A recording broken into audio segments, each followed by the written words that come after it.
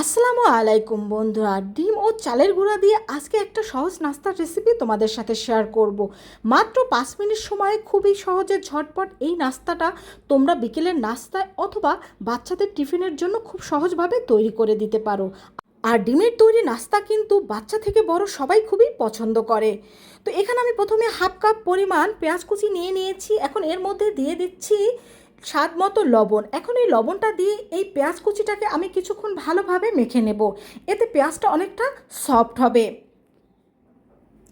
তো পেঁয়াজটা ভালোভাবে মেখে নেওয়ার পর এখন এর মধ্যে আমি দিয়ে দেব কিছু কাঁচামরিচ কুচি, আর দিয়ে দেব সামান্য ধনিয়া পাতা কুচি।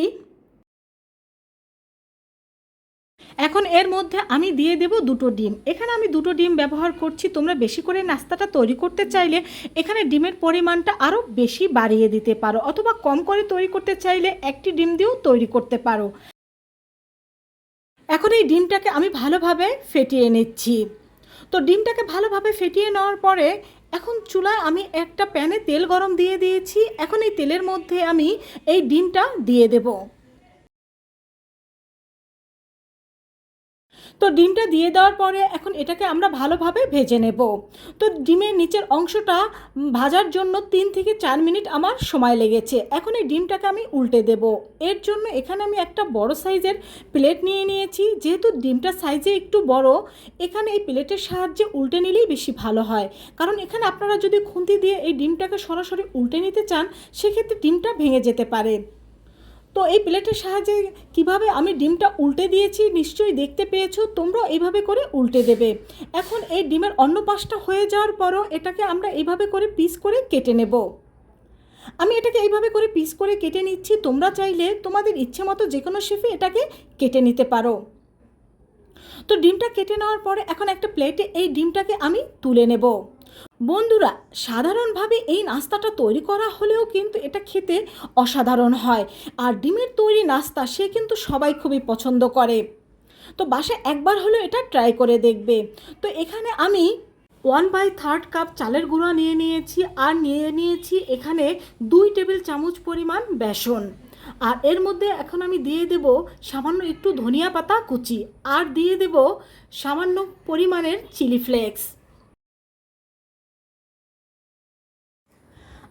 আর দিয়ে দেব স্বাদ মতো লবণ। এখন অল্প অল্প পানি দিয়ে এখানে আমরা একটা ব্যাটার তৈরি করে নেব। তবে এই ব্যাটারটা কিন্তু বেশি পাতলা হবে না বা বেশি ঘন হবে না, মিডিয়াম টাইপের একটা ব্যাটার তৈরি করে নেব। আর চালের গুঁড়া দিয়ে তৈরি করার কারণে কিন্তু এই নাস্তাটা অনেক মুচমুচে হবে। আর এই নাস্তাটা খেতে যে এতটা মজাদার, বাসায় একবার তৈরি করে খেয়ে দেখবে, দেখবে তোমাদের কাছে এই নাস্তাটা খুবই ভালো লাগবে। আর এই নাস্তাটা তৈরি করা যায় খুবই সহজে। তো আমার ব্যাটারটা তৈরি হয়ে গিয়েছে, আর আমি কিভাবে ব্যাটারটা তৈরি করে নিয়েছি তোমাদের দেখিয়ে দিচ্ছি। দেখো, ব্যাটারটা ঠিক এইভাবে হবে। তো এখন এর মধ্যে আমরা যে ডিমের পিসগুলো কেটে রেখেছিলাম সেগুলো ডুবিয়ে নিব, আর ডুবিয়ে এগুলোকে আমি এখন গরম তেলে ভেজে নেব। তো চুলায় আমি তেল গরম দিয়ে দিয়েছি। তেলটা প্রথমে ভালোভাবে গরম করে এর মধ্যে এই নাস্তাগুলো একটা একটা করে দিয়ে দেব, আর চুলার হিট মিডিয়াম টু লো হিটে করে দেব।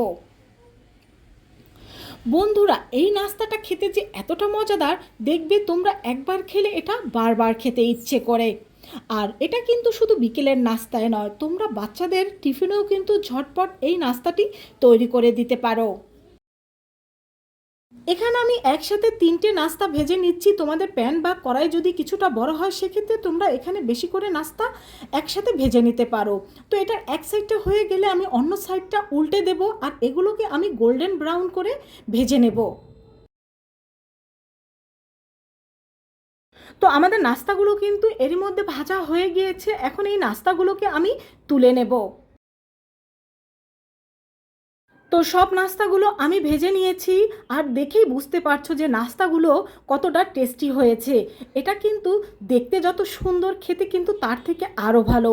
আর ডিমের তৈরি যে কোনো নাস্তা কিন্তু ছোট থেকে বড় সবাই খুবই পছন্দ করে। আর বাচ্চাদের যদি এভাবেই নাস্তাটা তৈরি করে দিতে পারো, দেখবে টিফিন বক্স একেবারে শেষ করে তবে বাসায় ফিরবে।